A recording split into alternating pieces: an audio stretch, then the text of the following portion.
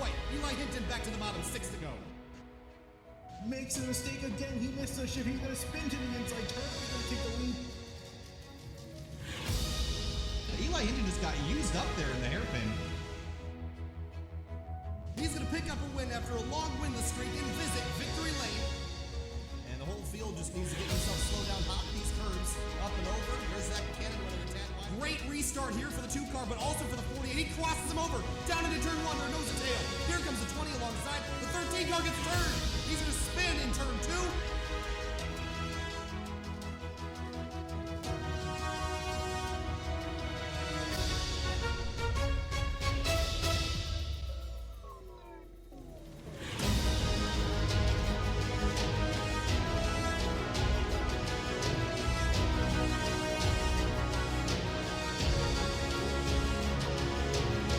Fourth of July weekend is all about cookouts, family, friends, and America. And there's nothing much more American than going racing. And there's not much object with a shorter fuse than a race car driver.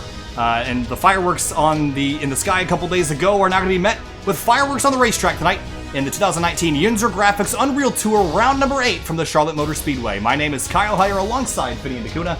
And Finian, it's time to go racing. It's been about a week since we've been in the booth. And going racing at Charlotte for 133 laps tonight. Expectations for this evening. Yeah, dude, it should be a great race. The trucks put on some pretty great shows on the 1.5 miles with just kind of the unique style of racing that they bring out of the 3 national series. It should be a lot of fun. There's nothing more American than an American truck on an oval. So looking forward to this race. All right, as we mentioned, it's time to go racing tonight. We have about 3.5 minutes left in qualifying. You see Carlos Acosta getting the fence out of turn number 4. Some patriotic schemes this evening. We already mentioned Dave Punt's number 53. That is about as patriotic as it gets, Finian. Yeah, some different American flags on the car over the history, with more and more stars being added to it, all the way from the original flag with the 13 stars all the way to the 50 stars. So very patriotic scheme. Another one that I saw in the field is Johnny Thomas, and he has the American Eagle on the hood, and there's also quite a few more throughout the night that we'll get to see. Yeah, so my cat just busted through my door, so I need to go dump her out. They finally I'm sure somebody heard that. It picked it up on the microphone, but I'm going to go dump her out. So I'll be back in about 10 seconds. Yeah, well, Kyle does that. So Josh Adams currently on top of the charts, although very few people have come and put down time. Still waiting on most of the field to get their times in. But Josh Adams with a 30.670 currently on top. Mike Stevens also in second place. Great run for him. All right, I'm back. I just had to dump the cat out of the room. Kevin Finn on the racetrack in the number 14. I don't see a number on the side of that truck this week, Finian, but good-looking paint scheme for sure. Patrick McCusker, a driver we haven't talked about a whole lot this season, rolls on through with a qualifying time that's going to knock him down the order of 31.6, which is about a second off the pace from leader Robert Hill Jr., who had a great run. Josh Adams in second. You mentioned Mike Stevens. How about Paul Ross? He's sitting on pit road waiting to qualify in that YNZR number 18 truck. I think waiting for the track to cool even more. It's not going to be by much as time goes on, but it's still going to count. So I think he's just waiting to get every inch of performance. And we're seeing that there's very small margins here. I mean, Robert Hill Jr. only has pole right now by 0.004 of a second. It's pretty close. Some other drivers on the racetrack. Chad Frankenfield comes on through. I think that was just his warm-up lap, so he's going to start his lap right now. Frankenfield has been pretty successful this year, but it probably didn't start off with the bang we would have expected after his performance in the Driver Development Series. I think he's looking to kind of improve in the second half of the season, and we really are approaching or nearing the halfway point here, Finian. So I wouldn't say the crunch time is now, but we're certainly getting to the point where wins are going to start mattering a heck of a lot more. Yeah, definitely, and uniquely for this series, these guys are not using the win to get in. That's for the Cup Series. This is purely on points, so definitely the wins are going to matter, but you also have to remain consistent. You can't just throw everything on the line and hope that it sticks like you can in the Cup Series. You got to be careful with how many points you have, especially if you're a guy on the margin. Tate Lytle comes on through to start one of his qualifying laps, and remember, Tate Lytle won last week's 3WideRacing All-Star Race at Southern National Motorsports Park and won it with conviction. Did a pretty good job there, and we're looking to see if he can improve on that with a victory tonight. He's one of the only couple drivers still left on the racetrack. Paul Ross, one of them, Kyle Hanshaw, Sam Close, and Johnny Thomas in the 09. Look at that paint scheme, Finian. That's pretty Murica right there, if I say so myself. Yeah, absolutely. So 30 seconds left in qualifying, but Frankenfield at the top of the board. Robert Hill Jr. still in second place, but looks like the top 10 relatively set unless Johnny Thomas sets the world on fire here on this final lap in qualifying. Okay, so here's an interesting thing. Matt Grunberg has just left disconnected from the session. Uh-oh. As we're running out of time here for gridding, so hopefully he can get back in here, otherwise he's going to be risking not just starting from the back as he's currently listed, but he also not starting at all. It's not really a great way to start your night, and you're certainly going to be laps down if you don't get on the grid relatively quickly, but... Yeah. Well, on the bright side, Matt Greenberg has a 51-point lead over Tate Lytle, so he just connected back, so hopefully he can get in within the 2 minutes. Well, and if he doesn't, he might go a lap or two down, but we're going to get yellows here. But, as I say that, didn't we go caution-free or relatively caution-free at Texas at the beginning of the season? And this racetrack is pretty similar in that regard. Yeah, we did go. I think we had either one or next to none cautions out on that race. I think you're correct in that. So I again do expect it to be similar, especially with this version of Charlotte, much more worn out, similar to Texas being a worn out surface.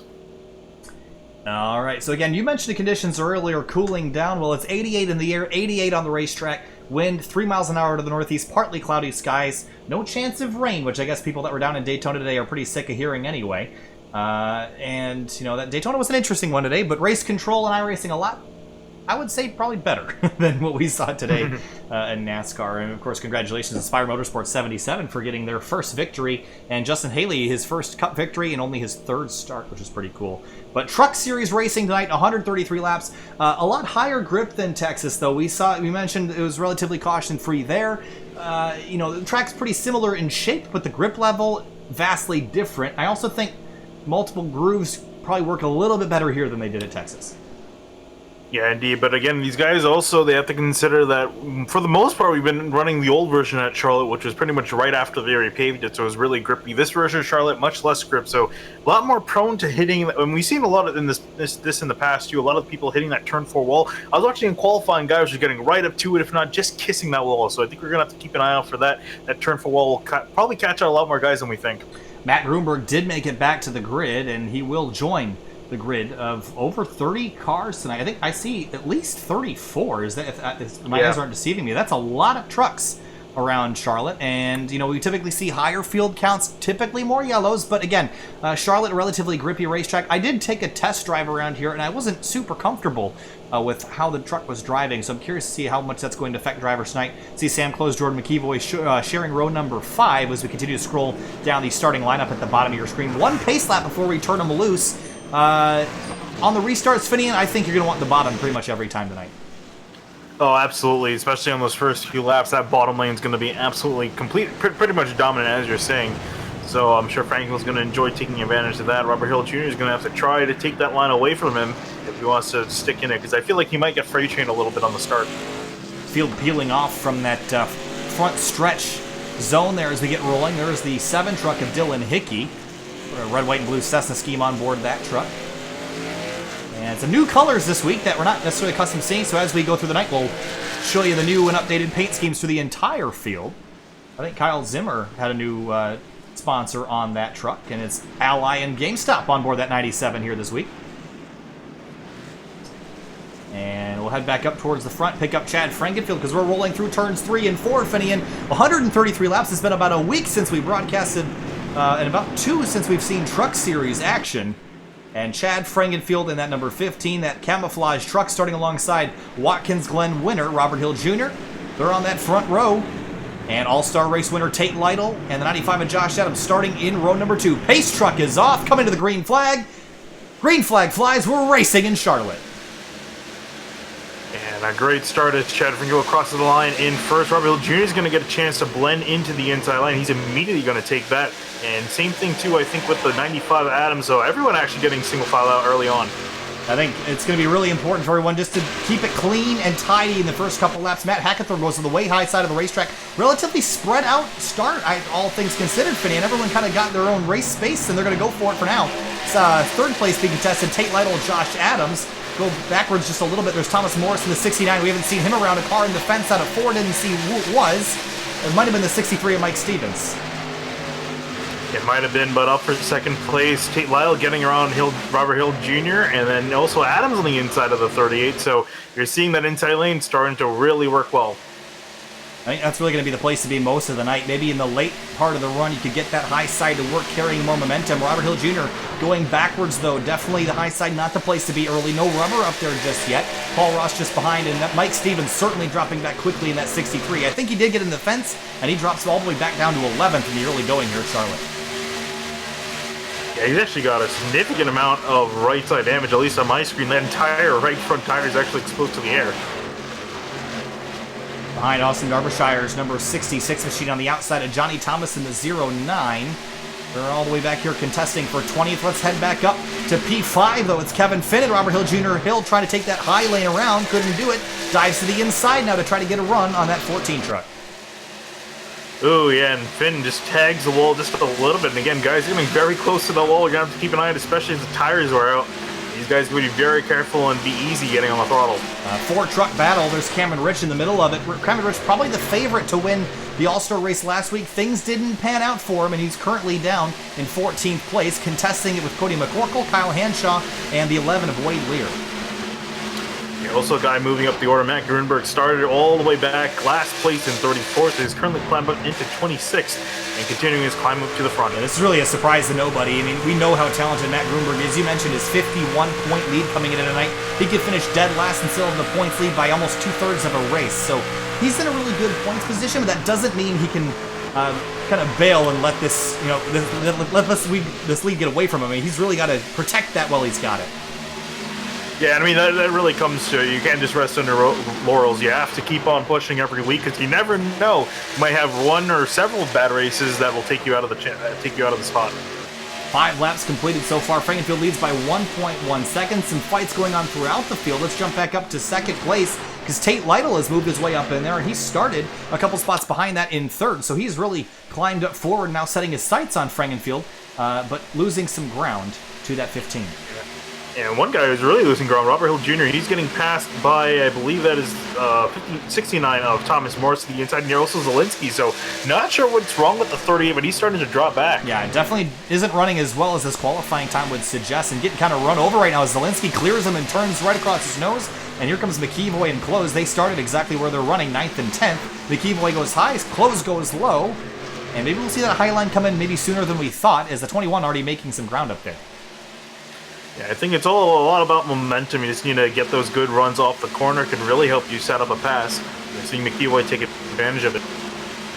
Battle heading off into turn number 3. That's Dylan Hickey's number 7, right on the bumper of the 09 of Johnny Thomas. And that's that brightly red, white, and blue, very patriotic truck. That's Dave Hunt in the 53. I see some smoke in front of him. I think it was just some internet issues there, but we got it all sorted out. We'll continue. And Hickey drops to the bottom in turn 1.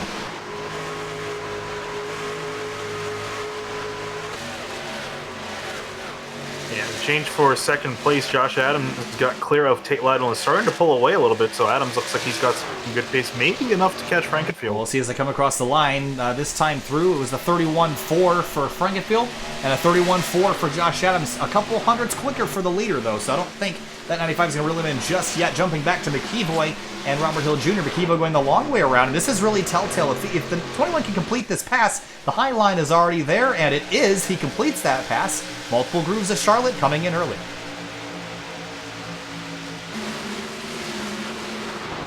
Kyle Zimmer in a newly colored 97 this week. Got GameStop on the side and Ally on the hood. He's working the outside lane as well, around Wade Lear. And Kyle Hanshaw on the 46 following him through. And Hanshaw had an opportunity to run really well at the Charlotte Dirt Track a few weeks ago. Didn't really get the finish he needed or deserved. And trying his luck on the pavement this week. And 11 of Wade Lear, speaking of which, has just gotten a warning for his internet. He's the car that we've been kind of seeing leaving smoke everywhere. He's got a warning from race control that he's blinking too much, so we might have to keep an eye. The 11 might have to retire. And we'll keep an eye on that as that situation unfolds. 10 laps through, finishing in about an hour. This race will last about an hour if we go all the way to the end green. And I see Mike Stevens in the fence again, and this time harder. And that 63 continues to have significant right side damage and drop down the order. Remember, he started in 5th. He's running 16th now and dropping very quickly. So something severely wrong with that 63. Yeah, I mean, again, fantastic qualifying effort out of him, but he's starting to damage his stuff very early on. We're only on lap 11 of a 133-lap race, so that car is already pretty dinged up on the right side. And really, that's only going to make it handle worse. Behind him, Chuck Sweeting got really close to Dave Hunt off into turn number 3. Close quarters there. They didn't make contact, but you know who's right there is Matt Grunberg in the 54. I mentioned he's starting near the tail of the field and trying to negotiate his way around a pretty tight set of circumstances here. Yeah, I mean, honestly, if you're him, where do you go? I mean, you could try to make it 3 wide, but it's, I think it's a little bit early for that. I think it's very early for that. Yeah, so he's just kind of, you can see he's just kind of sitting in behind the 53, hoping he can win on this battle with 3 of Brandon Klooster's on the inside. You know, you mentioned the detail in that 53 truck, all the different kinds of flags, not just the current one, but ones from all different eras of American history, and that's a detail you wouldn't normally notice unless you looked at it for a while, so good on you, Finney. I would definitely not have paid attention to that. And that's the 3 of Brandon Klooster, who's our in-race reporter, and hopefully we'll get a chance to talk to him a little later in the evening, driving the Blurry Motorsports M&M's Chevrolet Silverado. Ooh, and battle for 11th, actually battle for 10th kind of heating up with a few guys involved, Justin Kolb, Cameron Rich, and Robert Hill Jr., who's falling back to 12th. Oh, man. Kolb in that 25. Actually, yes, Kolb in the 25. I went down almost to the turf to try to miss that contact with, is that close in the 5? Yes, it is. Close quarters there, and the 25 slides up in front, close, takes a hard left out of turn 2, drops to the inside, and here comes Rich on the outside. Great dogfight here for 9th.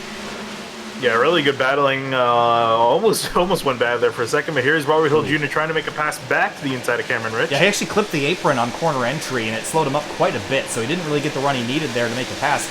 Jumping quickly back on to about 20th place. Look at those 4 trucks, Finian, all close together, led by the 3 of Klooster's.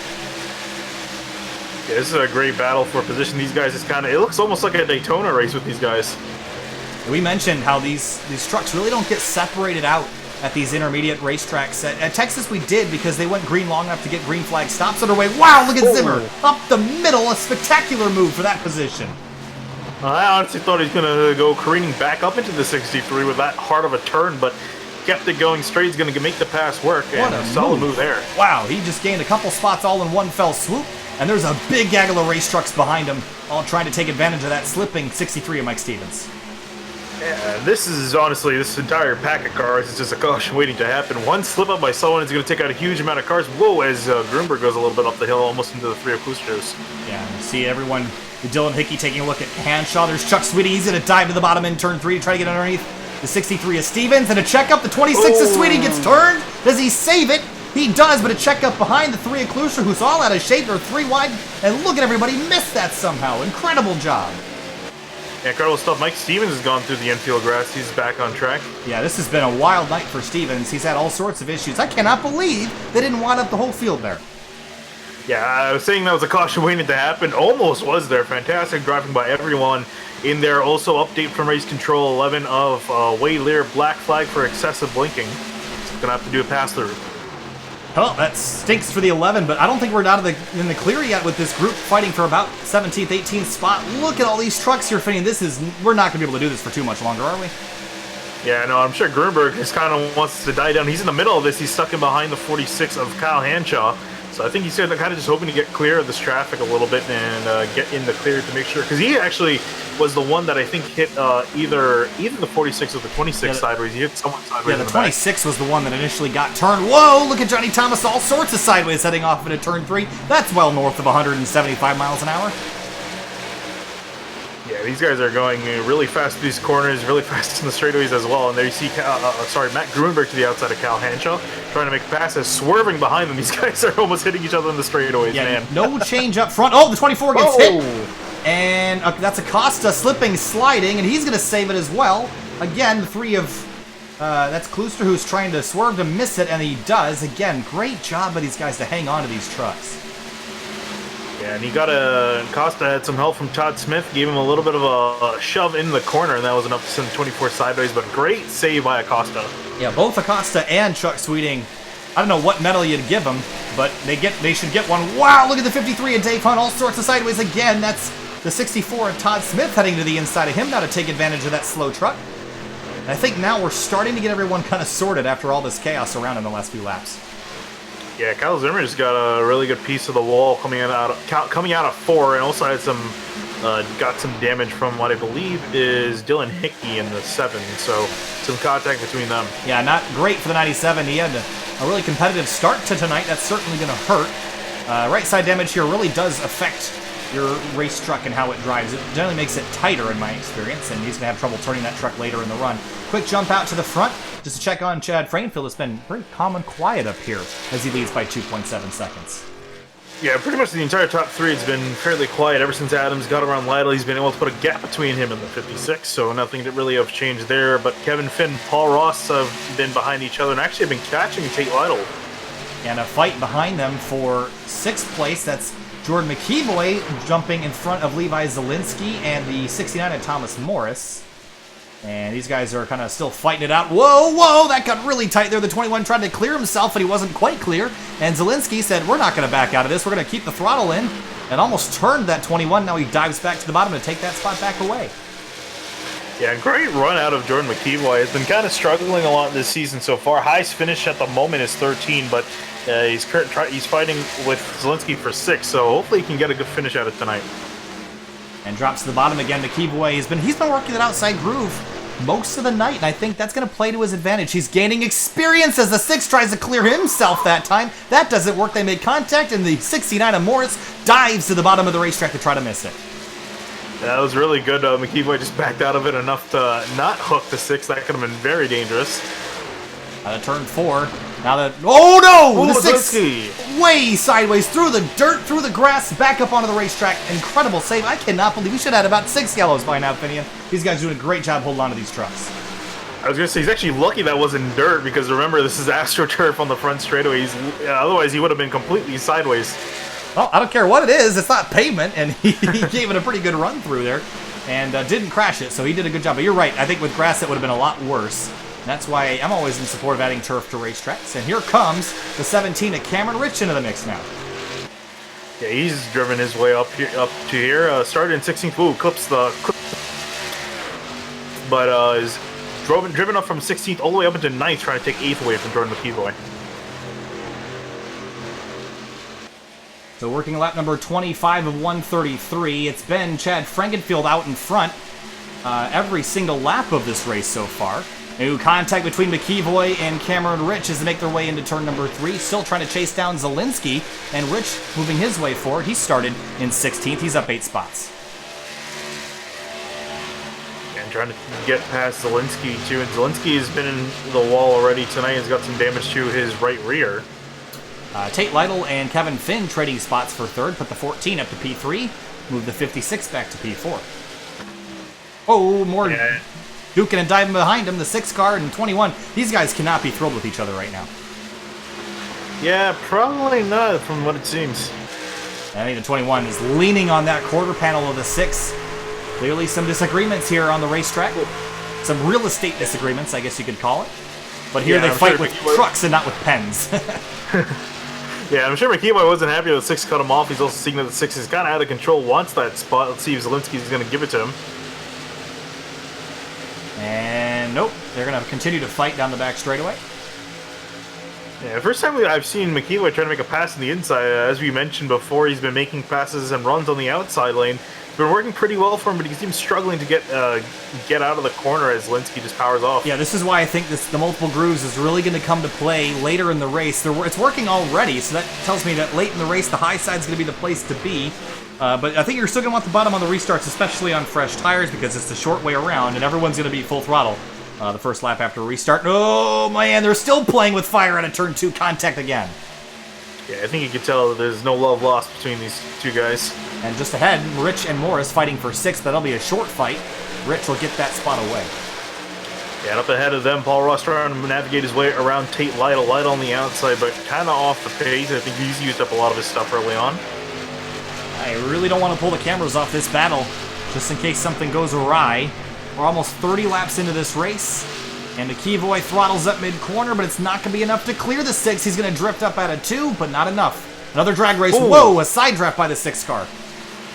Yeah, I think he tried to pinch the 21 down, almost made contact, and there you see McKeeboy finally get clear of Zielinski, but will he be able to keep it? got a good run through 3 and 4, but so did the 6. A better one for the 6, rather. That Sour Patch Kids truck. I think Zielinski's a little sour inside that cockpit, wouldn't you say? It definitely is putting the sour in the name right there. But it looks like he's not able to catch McKeeway for now, so I think the 21's going to be able to chase himself away. We'll see later in the race if they find each other yet again. Jumping on back throughout the field, find Matt Grunberg once again. He's negotiated his way up to 16th place, and he started 24th, so he's up 8 spots. I would have guessed it would have been more than that, but a slow and steady progress is how we... Oh, 34, okay. I guess I read that wrong, did I not? Oh, are you saying Chuck Sweeney or Grunberg? Grunberg. Did I say, what name did I say? Oh, okay, no, I was just making sure with you. I might have said the wrong one. I don't know, Vinny. It's been a week since I've done this. I don't know what I'm doing. Dave Hunt. Because Chuck Sweeney started in 24th. Dave Hunt back. Okay, good to know. Dave Hunt in the 53. He started 20th. He's been kind of stuck in that area so far. Clues Trucer in-race reporter. He's fighting with the 09 for 25th spot. You'd think these guys are fighting for 5th with how hard they're racing. Yeah, indeed. Also, Boosters has got a good amount of rear-end damage. I'm not sure if it was from what happened earlier. Yeah, I think that was when the 26 got turned around. I think everyone kind of checked up and he got run into from behind. So some damage there. It won't affect the handling. I think you'd rather have rear-end damage than right front. So he's in a decent... He does have some right-side damage, but it's very minimal. Yeah, now, honestly, at the race rate we're going with this race, we're almost a fourth of the way through, and from the looks of it, we might not have a chance to talk to our in-race reporter. Maybe not, but we're 33 laps into this run. Pit stops coming soon, but how about the 14th place driver, the 38 of Robert Hill Jr., started in second, running 14th. What could be going on for him? Is this just a matter of losing spots early, or just maybe, I don't know, what could be causing this run? Yeah, honestly, I'm lost for words as well. I'm sure he also doesn't know what's going on, because he's right now getting passed by Grunberg. That'll put him back in 15. And even Austin Derbyshire too is catching up to them as well. So not sure what's going on with the 38. I don't think even he knows what's going on. I think he's just struggling trying to find some speed at the track. Mike Stevens in the 63 has also had a pretty abysmal start to the day. Started up in 5th spot, one of his best starting spots of the season, but he's had issues and hitting the wall a couple times. He's running 27th as we see a couple drivers hit pit road. Todd Smith, Paul Ross, a couple others getting service. So I think our pit stop sequence begins now. Yeah, I'm not too surprised by that. I think guys are gonna go for a 3-stop here, and this is perfect on time. So we'll see how many more trucks get dragged down. Here comes Rich, 69 of Morris. Ooh, the 5 of Sam Close gets down to pit road speed. And I think we're gonna see the drivers come in the next couple laps. I think Frankenfield should stay out as long as he can. He's got a 6-second lead. I think you just stay out as long as he can and just play the overcut, don't you think? Yeah, well, I think he's gonna try to do that. Actually, he's coming in. Oh, I thought he was going to come in now. He's going to stay out another lap. But Joshua Adams' guy was in second place. He came in, and he's putting time down on the track. So I don't think Franklin can afford to stay out too long. Otherwise, he might risk losing the lead here. And I think now the chances of a yellow coming out drastically reduced once you get through a full green flag pit stop cycle. It gets everyone spread out. Everyone kind of has gotten into the rhythm a little bit. So we could see another caution-free race like we saw back in Texas. I think we might have only had one, or we might have had no cautions. I remember that race being very clean. Could see a similar situation here tonight. I can actually check. Give me 1 second. Oh no! Big crash out of turn 4, and the leader's involved. With Frankenfield. No, the leader just horribly torn up in turn 4 and destroyed in 1 instant, just like that. Caution out. Wow. I don't know what to say about that one. Yeah, I was riding on board with Frankenfield, and I was looking at my other screen, and I just heard contact. And it was with Frankenfield ball. I cannot believe that. And the 97 of Kyle Zimmer, also torn up in the mess. I saw the 63 of Mike Stevens involved. Yeah. But I tell you, if the 15 didn't have bad luck, he'd have no luck at all. Let's go take a look at what caused this incident. Yeah, from what I saw, I think Mike Stevens had some trouble getting on pit road. Oh, yep. Oh, smashed the inside fence and right on the racetrack, and a horrible impact for the 15. He could do nothing about that, and just a tragic accident for the driver that's led every single lap up until this point, and that's going to be severe damage for the 15. Yeah, talk about wrong place, wrong time. If that happened anywhere else, I think both Zimmer and Franklin would have made it through unscathed. That was just a vicious impact, first of all. I mean, here's another look. This is going to hurt, folks. Oh, man. And the 97, he was also along for the ride. Nothing that he could do, and that's a real shame. Started his night off the right way, and here's his view. Oh. Horrible wreck. He actually climbed the safer barrier and almost got up on his lid. But, I mean, that's one of those classic wrong place, wrong time situations. The 15 had no way to avoid that. Yeah, nothing Frankenfield or Zimmer could have done. I'm amazed that 15 truck was even still running. But he maintained the lead till he just came down to pit lane to get that truck serviced, but it's probably going to be a lengthy stop, and even if he does get it fixed, that truck is not going to drive like it did before. What a huge, huge, tragic moment for the leader of the race. And honestly, I mean, that really changes up the way this race was going, because I would have said that Frankenfield was just going to drive off into the sunset. And no one really looked like he could stop. Didn't look like anyone could stop him. No, but this also just shifted everything. Because you take a look at your ticker, Finney, and everything's all shaken up now because we were mid-sequence. Yeah. Right now, Kevin Finn is leading this race. But taking a look at the lap since pit here, the top 5 have all just come down. I think actually everyone that could have pit decided to. Josh Adams is on 7-lap-old tires, but this really shook up a lot of things. Yeah, and Adams actually coming down on pit road, I think, trying to just get on sequence with everyone else. Yeah, I mean, a lot of notable drivers too got put a lap down, and they're still waiting for that. Or actually, yeah, so everyone from 15th on back is behind the pace car and in danger of going a lap down, so they all have to take wave rounds. Yeah, the 15 of Frankenfield goes his first lap down. I'd be surprised if this truck got back out into competitive form at all. I mean, that was a pretty gnarly... Oh, he's rolling now. I can't imagine that truck is going to be very good. But, I've been surprised before. Let's be honest, the damage model is not, the greatest. But he might have gotten lucky with the way that the 97, they kind of glitched through each other a little bit, which might have actually softened the blow for the 15. So we'll see how this all plays out, but certainly a horrible way to go out after leading the race for the entire night. And for Mike Stevens, I mean, this has just been a bad night for him. I mean, he started the night up in 5th place, ended up bouncing off the wall a couple times, driving all the way back to 27th, and then coming to pit lane, downshifted wrong, locked up the brake. Something did not go right on that 63, bounced off that safer barrier on the inside, and you just become a pinball at that point, right out into traffic. All right, so after 39 laps here at Charlotte, our first caution of the night, and every lap until just a few laps ago was led by the 15 of Frankenfield, who was taken out in that collision between the 63 of Stevens, the 97 of Zimmer, and the 15 of Chad Frankenfield. But this is going to reorder and shake up a lot of things, as we should get the 1 to green this time through. When we do, the lights are off on the pace car, and a lot of wave rounds here. And we'll re-rack them, restack them, try it again. Yeah, this is going to be a hell of a race, I think, from here on out, because the entire order of the field is all shuffled around. The guys that were at the front found themselves midfield or towards the back. Guys who were in the back and midfield found themselves towards the front. And I think, honestly, we're sitting in a situation where we might see a few cautions come up with guys at different speeds in different parts of the grid. Yeah, like I said before, I think if you can get past that first green flag stop without any incident and get through the whole cycle, you're good to go.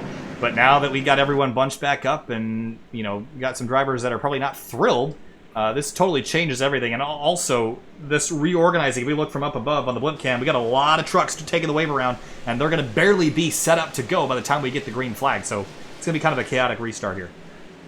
Yeah, definitely. Well, but one driver I have my eye on is 21 of Jordan McKeown. We've seen that he has some pretty decent pace. Started in 9th, is currently running in 2nd place. So we'll see what McKeown can do. I think he might surprise us here. Yeah, he's having a great night so far. We mentioned that he started up, I believe, in 9th or 10th place and was dogfighting with the 6 of Zielinski, high side, low side, middle side, everywhere.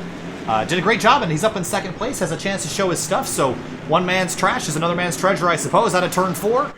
Waiting for the green flag. There goes the 14. Green flag back in the air, racing again in Charlotte, and a great restart for the 14 of Kevin Finn.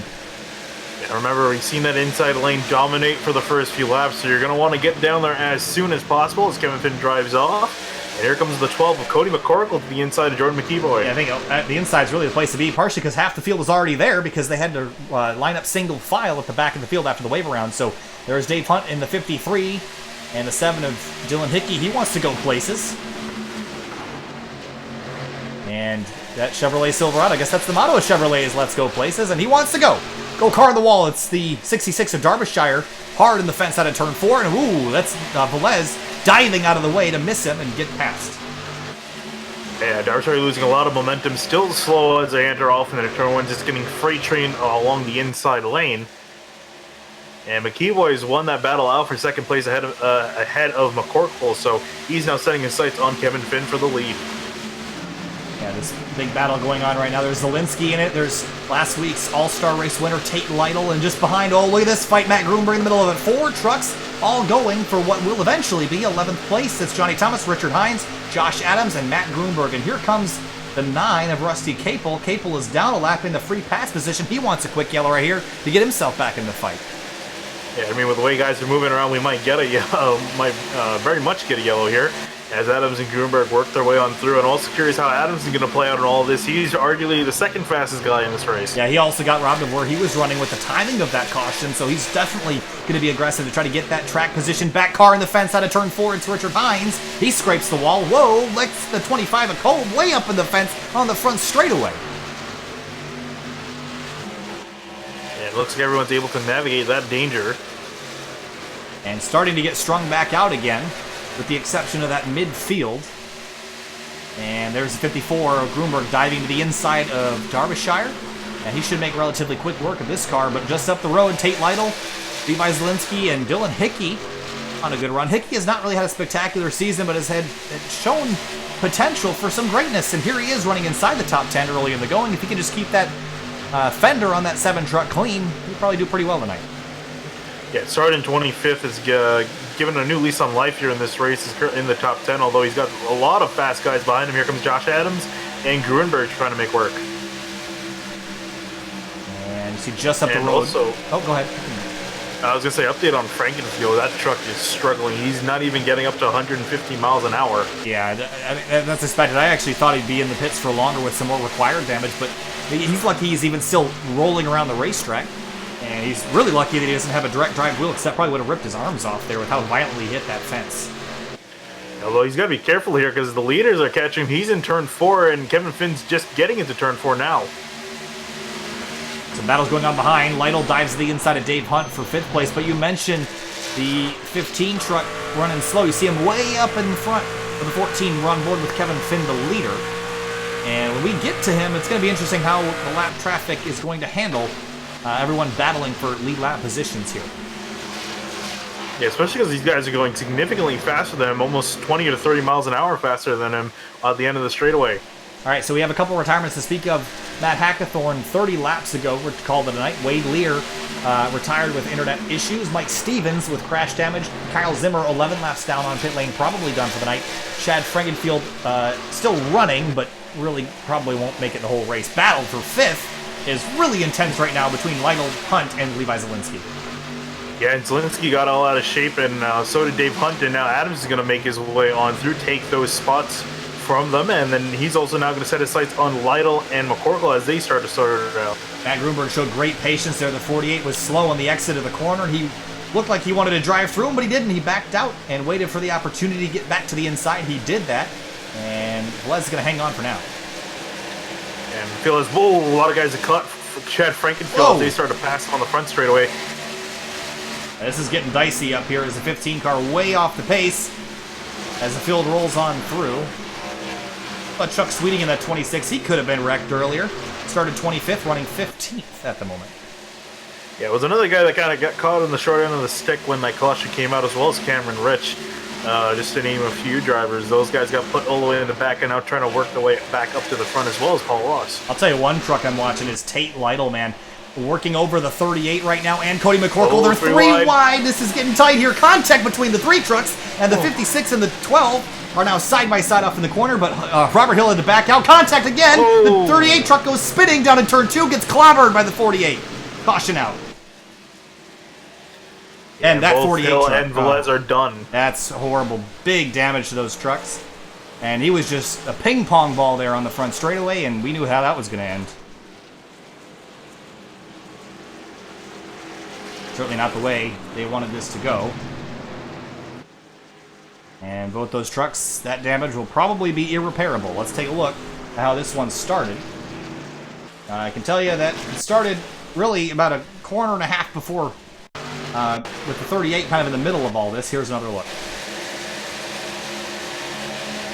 Okay, he goes up to block the 12, couldn't get there, hits the 56. They get off into the corner, and the 95 was down on the apron and slips up the racetrack, and yeah, he just got into the 38. Nothing Robert Hill did there. And then, of course, Velez, nowhere to go. Yeah, it was Adams. This guy, I think he thought that the 38 was going to start spinning, went to the apron just to cover his rear end, but unfortunately came back on the track and tapped the 38 just enough to set him sideways. So really the reason why he was down on the apron in the first place, if we bring this replay back a little bit further, here's riding on board out of turn 4. He actually sees these 3 trucks get together and actually went evasive onto the apron to try to miss a potential accident, and he ended up being the accident. Yeah, and actually 95 also got put at blame for that, for being an avoidable incident. Yeah, so that's one for him. So another incident out of him, and he'll be done for the night. Well, I don't think we should see another incident out of him. All right, I also want to ride one more time on board with the 48 of Velez from his roll bar, and here's what he saw. Of course, not much he could have done. Yeah, really, this has been an unfortunate season for Velez. I feel like hasn't gotten as much luck as he should have. Is currently 8th in the points, not too far back, but I feel like he probably should have had some much greater runs this season. Yeah, I think he's definitely hasn't hit his potential. I wouldn't say that it's his fault. He's been in a lot of incidents that are really not of his doing, and this is a perfect example of that. Really, you know, nights like tonight, it seems like we're having not a whole lot of incidents, but just drivers that are doing nothing wrong, just in the wrong place, wrong time. And we're 52 laps in this 133-lap race. This is early to have the kind of incidents we've had, but I guess so far, I'd say that as a whole, the field's doing a pretty good job. I think we're probably geared up for more incidents than this, and we haven't really seen that. Yeah, and I think a lot of the fields somewhat sorted themselves out, so we'll see how this run goes on. But how about Kevin Finn being able to hold on to that lead? I thought McEvoy might have been able to chase back up to him, but he's held strong. However, he's got some pretty strong drivers in behind him. Tate Lytle currently running in 4th, Josh Adams in 5th, Zelinsky in 6th, and looking just down the order, quite a few guys also at the front as well. Strong trucks. All right, so 52 laps in, we're getting close to the halfway point, the next 10 to 15 laps or so. I mean, it's been kind of a wild one. Do you have any predictions? Because I'm looking at that 56 of Tate Lytle, all-star race winner. He's been quietly climbing his way forward tonight. A little bit of right side damage, but I think he's probably the one I'm going to see in victory lane tonight. Yeah, I would look at the driver directly behind him. I think that 95 Josh Adams did a fantastic job on that last run, getting those spots that he lost back. He's found himself effectively at the front of the field. Let's see if he has enough to take the lead back, but I think that 95 has got what it takes. Let's talk to our in-race reporter. It's Brandon Klusterhuis. We'll chat with him real quick, just see what's going on. It's been kind of a wild night in general for most drivers. And there he is. Hey, Brandon, it's Kyle from SimTV. You got a copy? Yes, I do. How are you doing? Well, we're doing great up here. Been kind of a wild one, to say the least, down there on the racetrack. Oh, just a bit. You know, the 3 M&M's Patriotic Truck was running good at the beginning, and then there was a little bit of an accordion effect in 3 and 4. And yeah, I thought I got away from some danger on that last one, and Sam just turned up and hit me, so luck has not been on my side. We've seen kind of multiple grooves playing out here a little bit, but we're also seeing a lot of aggression. Do you think it's too early to be this aggressive, or do you think this is just kind of part of racing trucks at a racetrack like Charlotte? I think it's a little too early to be aggressive. What I think's happening right now is one guy is checking up a bunch of guys, and it's just causing sort of a pack effect. And then when one guy gets loose, it just causes the crash. So hopefully we can clean it up here the second half and have a good one. And it's anyone's race after Frankenfield's out here. So let's see if we can get it done, maybe. All right, we'll let Brandon get back to work. Brandon, thanks for chatting with us. We'll check in with you later. Sounds good. Thanks for chatting with me. Absolutely. And while we're returning Brandon Dueck to his team, I wanted to take a quick look. The 24 of Carlos Acosta, Finian, wrecked catching up to the field out of turn 4. Approached the field too quickly, jammed on the binders, and ran into the wall. He crashed. Oh, yeah. Not really the way That's you a want. rare mistake. Yeah, a big mistake by the 24. I mean, damage relatively minimal, all things considered, but oops. That's all I can say about Also, that. in that chat with Clousers, did we catch what happened to Sam Close? I didn't catch what happened to Sam Close. Okay, so I was looking back when you mentioned it. Yeah, so Sam Close came into turn 1 when that wreck happened, that last wreck that brought the caution out.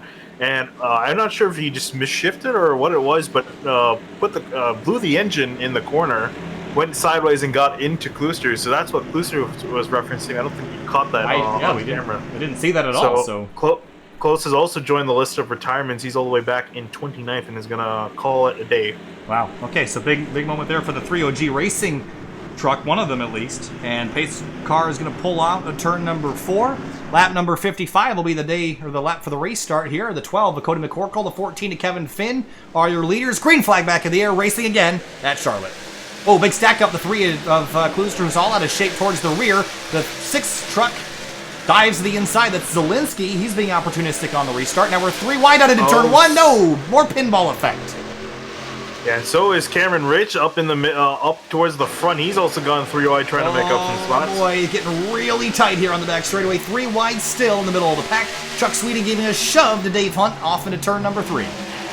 Oh, meanwhile for the lead, McCorkle has gotten away from Kevin Finn, but here comes Jordan McKeevoy to the lead. He comes to the top spot, the 21. Jordan McKeevoy leads that lap, but it's chaos. There's trucks everywhere on the front straight. Yeah, everyone is vying for position. Whoa, Lytle a little bit loose on the entry of the corner. Here comes Zielinski to the inside. A little bit loose is being very generous. He was all sorts out of shape. The 6 drifts up mid-corner, 3 wide out of turn 2 this time. Here comes Grunberg up the inside lane. And Grunberg has finally found himself up towards the front of the field. Will go to the inside of Zielinski. As Zielinski tries to pinch the 54 down. This is dangerous. Oh man, this is really tight. Only inches to play with. Out of turn 4, side by side. This is all a battle for 6. Those 2 yellow trucks you see in the middle of your screen. And a fight for 4th in front of them. Car in the fence. It's the 38 truck. Oh, and a spin. It's the 26 of Sweeting. He's all out of shape. Goes up the racetrack. Again, he saves it. I don't believe it. It's the second time tonight. There should have been a crash. Yeah, that was an absolutely brilliant job by both Ross and Sweeting to keep those trucks going straight. Not out of the woods yet. Everyone checks up to miss it. Somehow we don't wad up the whole field, but the rest of the field kept rolling, and up a battle between Cameron Rich and Dylan Hickey. Rich wins that fight, and now Grunberg sets the sights on the 12 of McCorkle. Yeah, and Grunberg going to try to get past McCorkle, but meanwhile, still a battle going on. Very close battle between Rich, Zielinski, and Hickey. They almost got into each other in one. Side by side for second place as well. It's Josh Adams, Kevin Finn, and you can throw Tate Lytle in there as well. Remember, Lytle was my pick to win. He's been patient so far, and sizing up these 2 for second. Yeah, and Adams trying to work his way around 14. Kevin Finn almost gets to the wall there, very close. As Adams tries to get the run on the straightaway so then he can then set his sights on the 21 of McKeevoy. McKeevoy's worked his way out to a 4/10 of a second lead. Lap number 59 closing on halfway. And looks like 56 will tuck back in line for now. Side by side behind him, Cameron Rich gets around McCorkle for 6th place. And then everyone else behind, I think relatively single filed out for the first time in several laps. And get a chance to catch our breaths because that was a very entertaining restart. I'd say so. Well, our lead has fallen very quickly. The 95 has chased down McKeevoy, was a full 2/10 quicker last time through, and has chopped that lead in half. Here he comes back to the front, and he was second before the pit stop. He got pushed back in traffic after the collision with the 15, the 63, and the 97, and now Josh Adams comes for redemption to the inside of that green and white truck for the lead, lap number 61. Yeah, and Adams got a fantastic run off of turn 2 that time. They actually got Frank Fuel up ahead of lap truck, so they got to be careful as they try to navigate for position for the lead. And lap trucks is kind of what stacked everybody up before. And there's the 15 of Frankfield still trying to make laps and save what points he can. And everyone's snaking around him on the back straight, side by side, and towards the back of this pack. That's Levi Zielinski, Paul Ross fighting for 9th.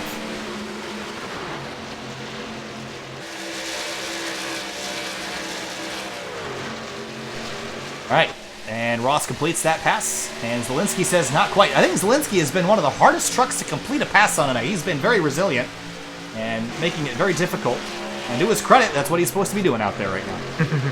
Yeah, he's been doing a great job holding people up, although I would imagine that the drivers around him don't think so. I think they would like him to move out of the way. But up for the front, Adams goes for a look on McKeevoy, tries to cut off Kevin Finn. They almost make contact on the back straightaway. 3 wide battle for the lead. It's quickly going to be 5 cars. Z Lytle just behind third place Kevin Finn, and I see a bright yellow truck with a Nike logo on the hood. That's the 54 Grunberg in the background.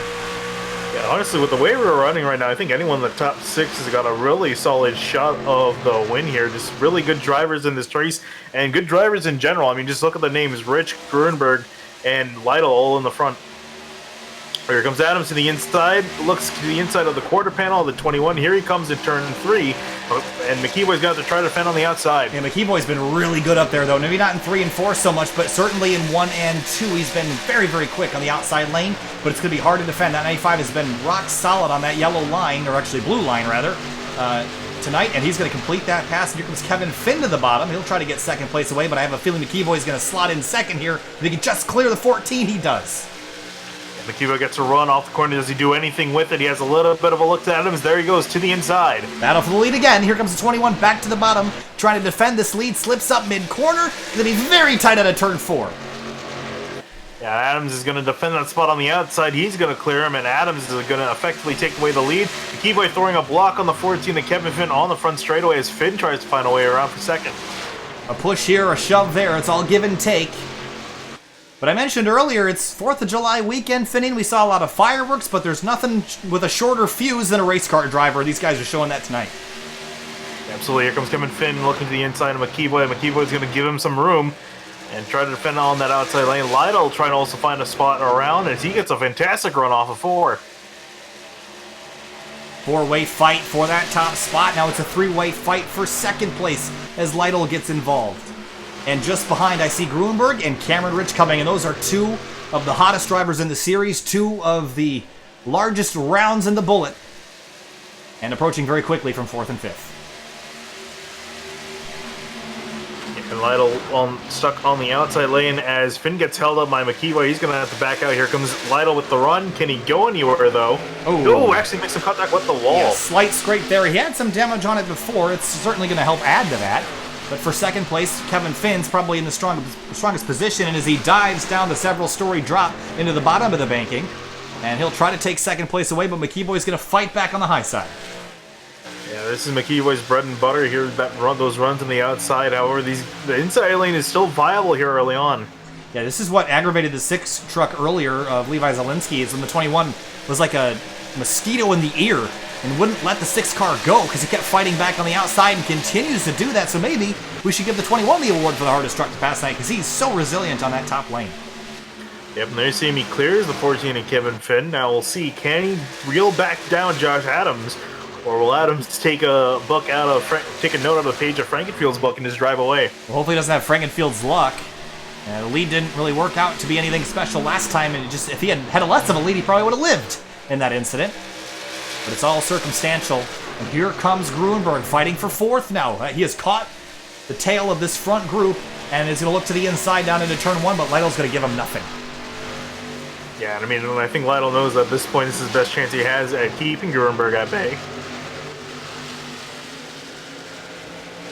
Ooh, and whoa, big checkup as the field tries to pass Frankenfield. Here comes Lytle taking advantage. Yeah, it really hurt the 14 to Kevin Finn. He's going to lose 1, maybe 3 spots here as they drive off into turn 3. He's going to choose that bottom lane and get back to the throttle. But when you do that, you push up the hill, and now the 56 is going to be able to get around him as well with help from Grunberg in the 54. Yeah, Grunberg also trying to follow Lytle on through on that outside of Kevin Finn.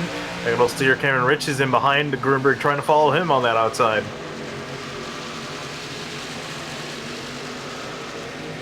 Lap number 70, past halfway now. Josh Adams leads by 1 second. Battle for second place still being contested at the moment for 3rd. It's very close as the 14 can't get the rotation on the bottom, and he's going to lose another spot now. So that all happened when he lost momentum from that 15 truck. It's backed up the 14 quite a bit. Yep, and Kevin Finn should have a chance as he still tries to fight to the inside of Grunberg. I think it's kind of a losing battle for now. Grunberg's going to get a nice run off the corner. Indeed he does. So Finn gonna try to slot himself in line here, try to cut off Cameron Rich. And Grunberg with a dive tries to go to the inside of Lytle, but Lytle goes to the inside of McKeeboy now.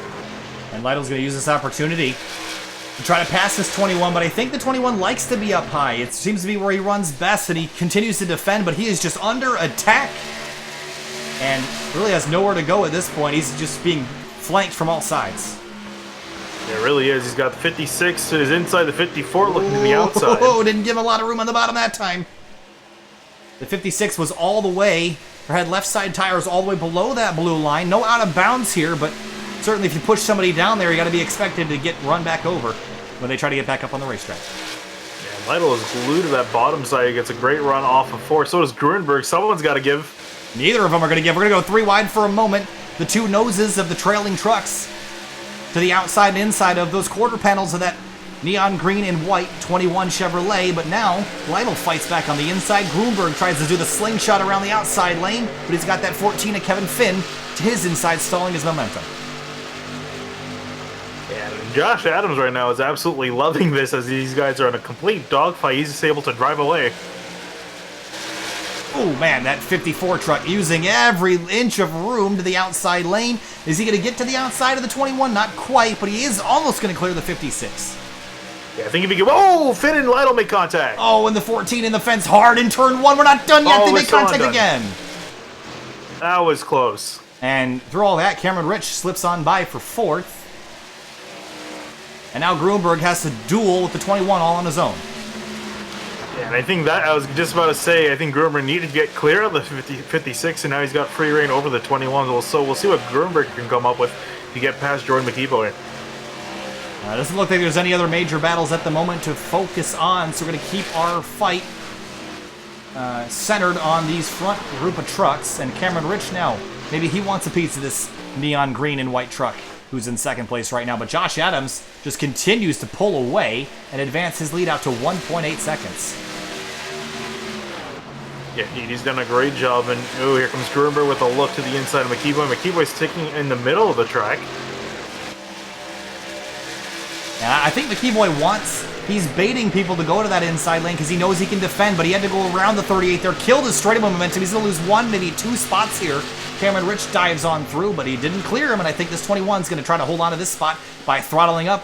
And look at him. Whoa, got a good run, got loose out of turn 2, now they drag race down the back straight.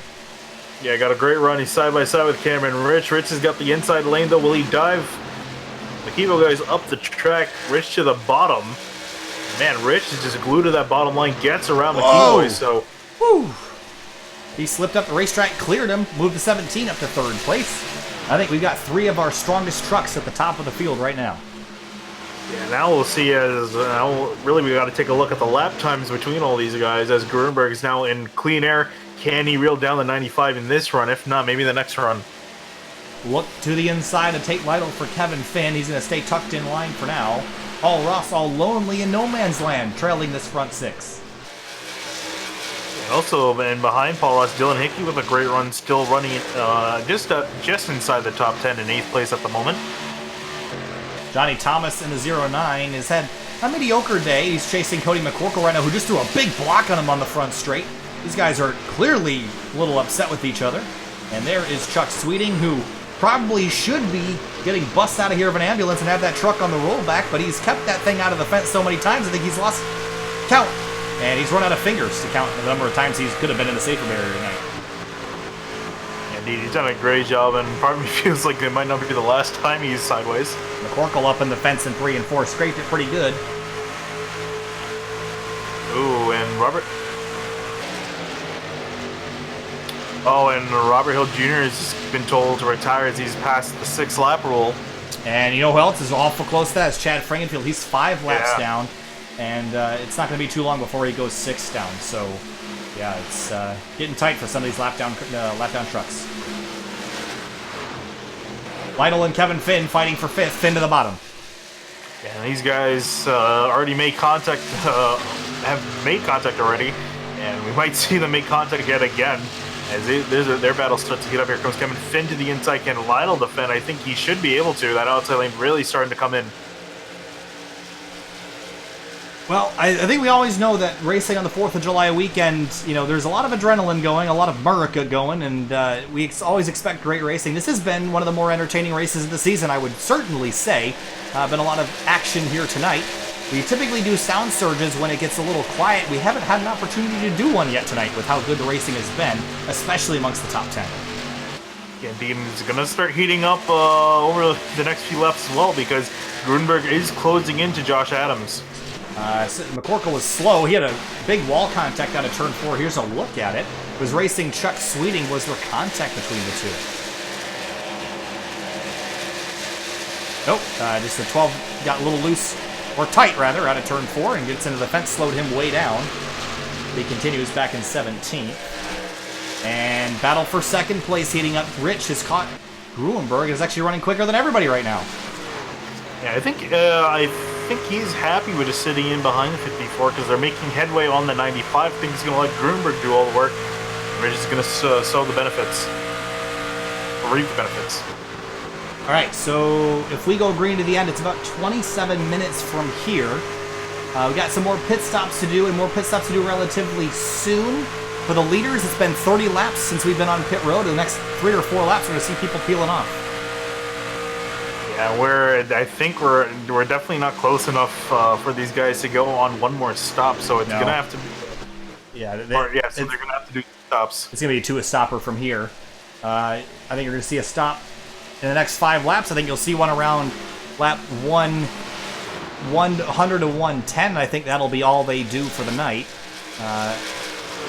And battle behind him, I saw Lytle and McKeevoy fighting. So Lytle has fended off the challenge from Kevin Finn and sets his sights on the highlighter green, 21.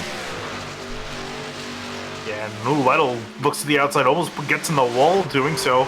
He has a little bit of a run on McKeevoy, but not enough for now.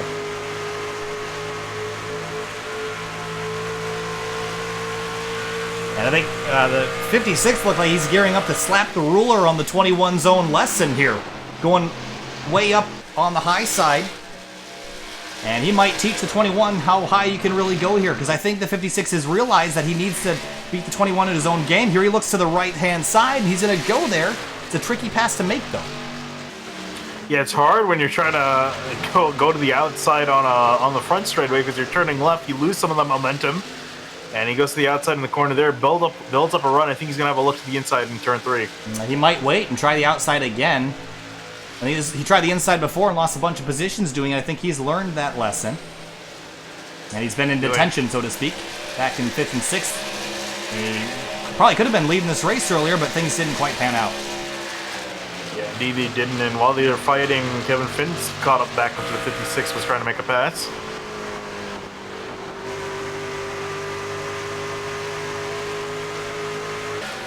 And up in the front, it looks like Chad Frankfield, he's slowing off the pace. I think he knows that his time's come.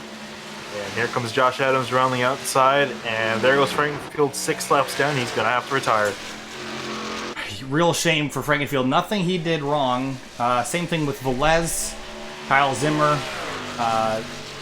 Just bad night for all those involved, and nothing they can really do. In the wall. Ooh, yeah. And really slow on the front straight as he drops backwards. Let's see what happened to him out of turn 4. They were 3 wide, a big duel. Was that the 00? No, it's the 99 truck. That's Nick Miller.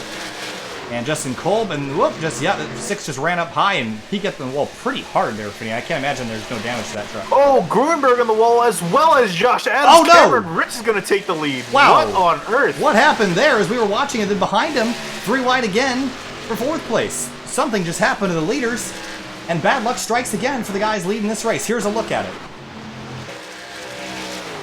Oh, was the 95 just clobbered the Oh, they all did. What happened?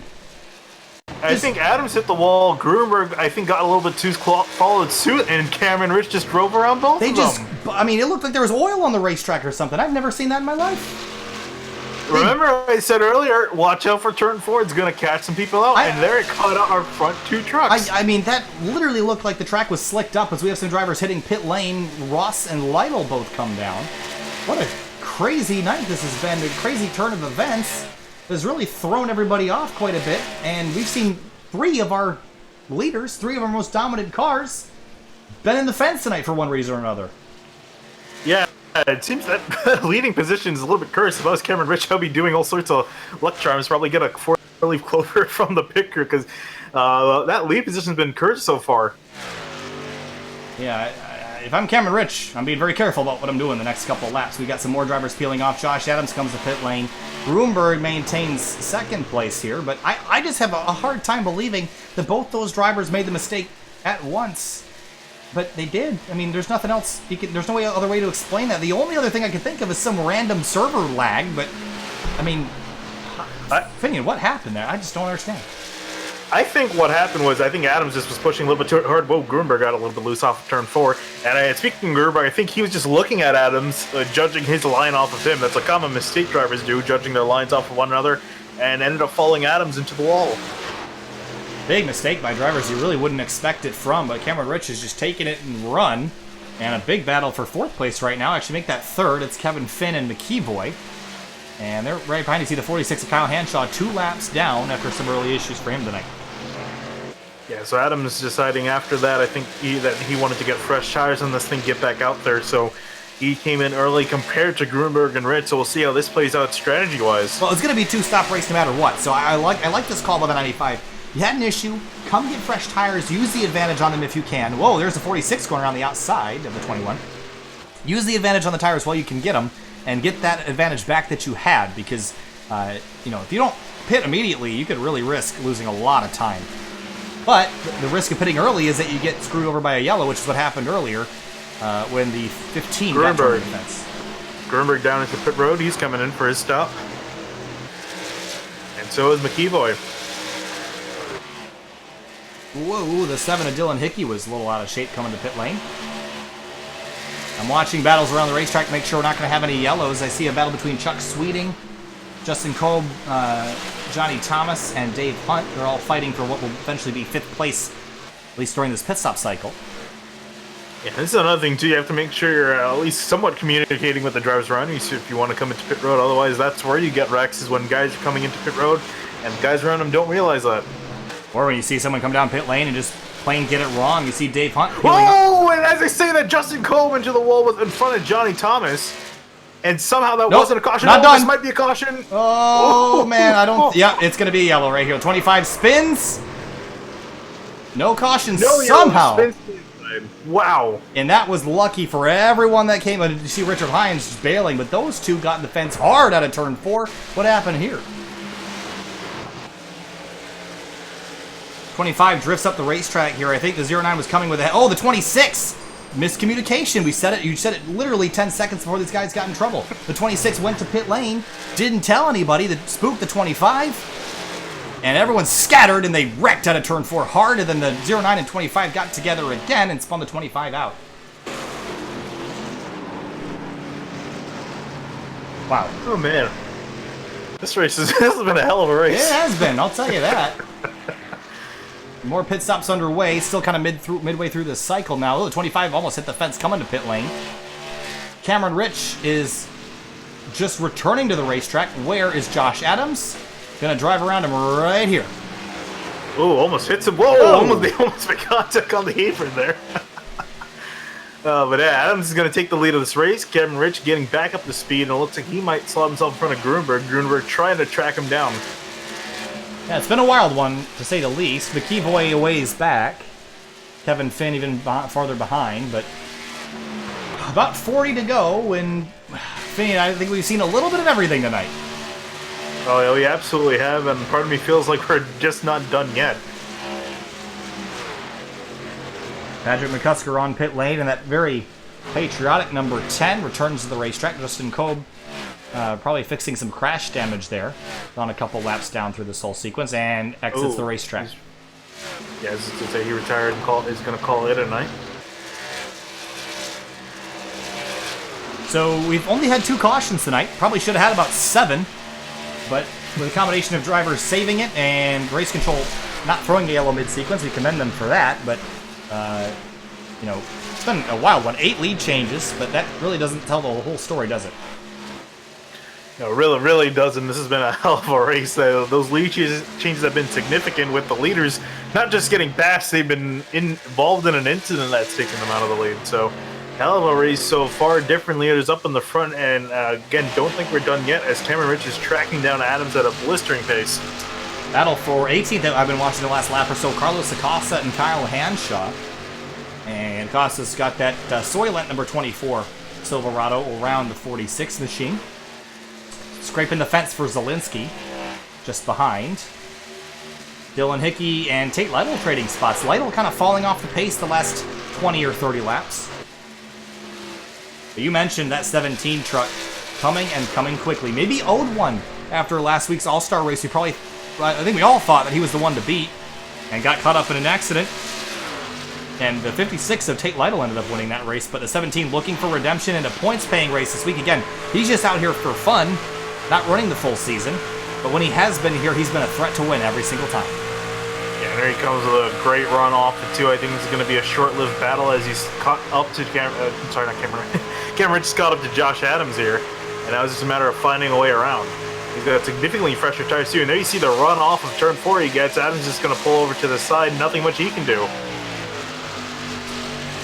And lead change, 17. Cameron Rich out to the front, and that Eisen Design 17 Silverado clears on 85. He's probably just going to set sail. Meanwhile, for 7th place, Lytle now under attack from Sweet. Oh, Lytle's definitely got a problem, Finney, and dropping very quickly. Oh, he's got big damage on that truck. I don't think that was there a minute ago. Yeah, I'm trying to find where that's from. How long has he had that damage for? I'm looking back several laps. I can't seem to find it.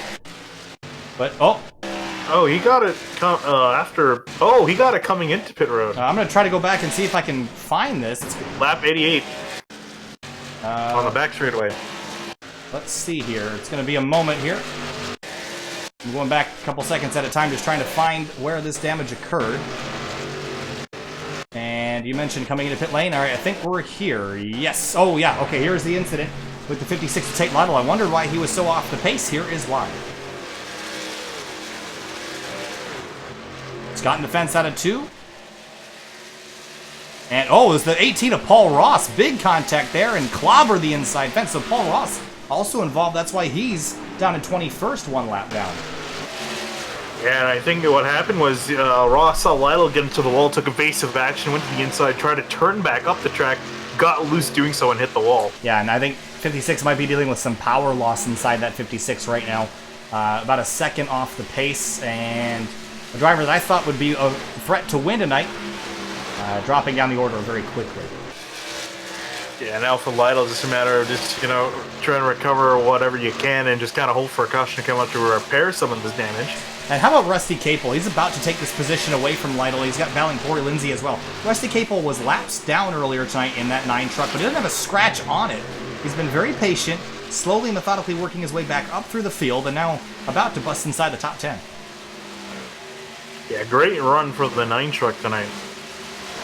And as well as also Corey Lindsay. And how about Dylan Hickey up in 6th place, a career best day for him. Thomas Morris is having a good day. Dave Hunt's inside the top 10. A bunch of new faces here, showing their way early. They weren't having great runs earlier, but through the weird sequence and cycles have found their way up to the front.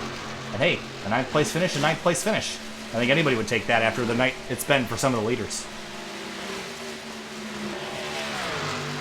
Well, Cameron Rich leads this race with about 25 laps to go.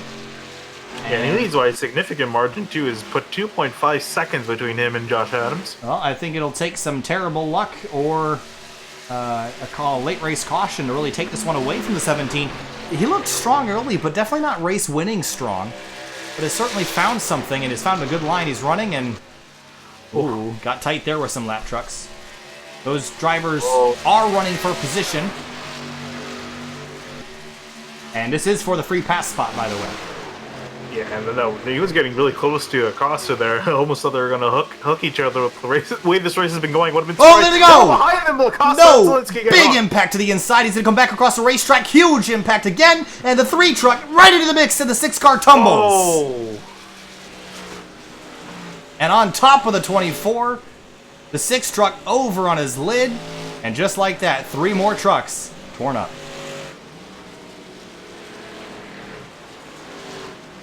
Wow.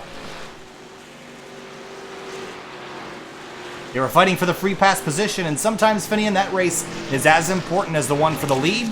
But contact there, and that was a long wreck all the way down the back straight. Yeah, that was right behind Cameron Rich as well, so he almost was involved in that.